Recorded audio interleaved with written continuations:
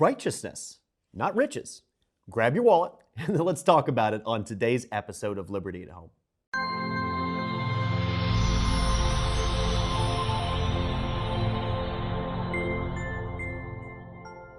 Hello there, friends, and welcome to our latest edition of Liberty at Home. I'm your host, Adam Rivero, the pastor of Liberty Baptist Church on Route 138. As always, we're broadcasting from the state-of-the-art ECAT studios here in the town of Easton, which is currently 299 years old, and it doesn't even look a day over 239.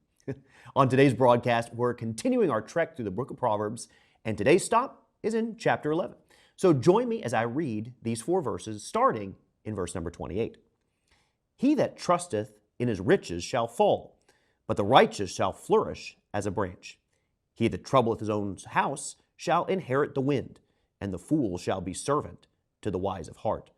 The fruit of the righteous is a tree of life, and he that winneth souls is wise.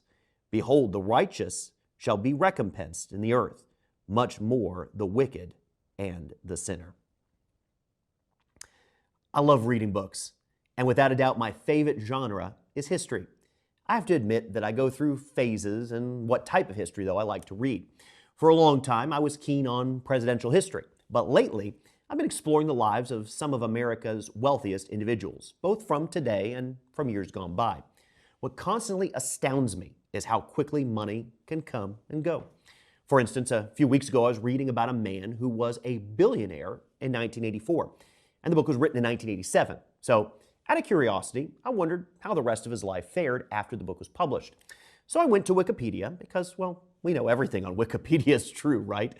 I did find, and other websites corroborated this story though, that this man died with almost no money.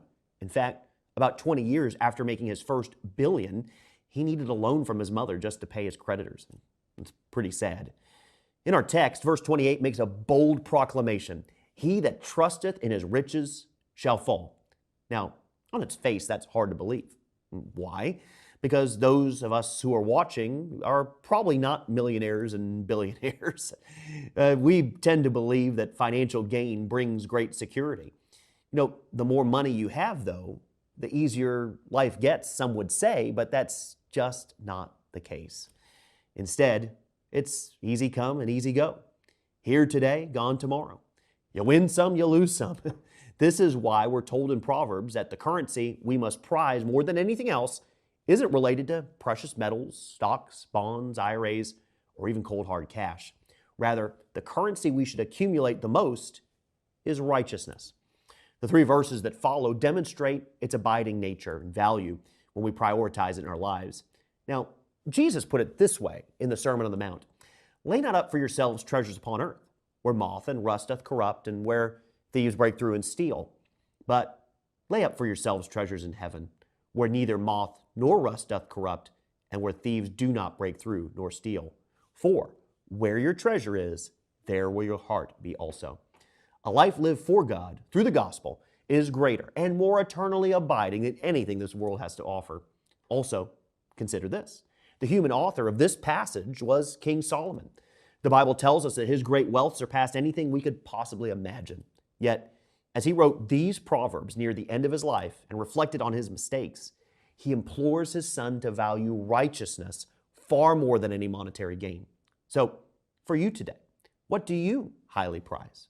Righteousness is better than Bitcoin, more delightful than dollars, and more treasured than any priceless work of art. So, let's conclude today from another word of Jesus in the Sermon on the Mount.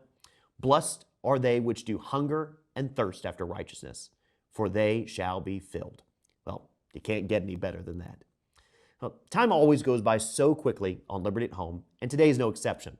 But before we close, I want to remind you that you have an open invitation to visit Liberty Baptist Church anytime. We're located at 800 Washington Street, Route 138, right here in Easton. You can learn more about LBC and catch our services online by visiting mylibertybaptist.org. Well, until next week, this is Adam Rivera reminding you that where the Spirit of the Lord is, there is liberty. See you next week, right here on ECAT, on Liberty at Home.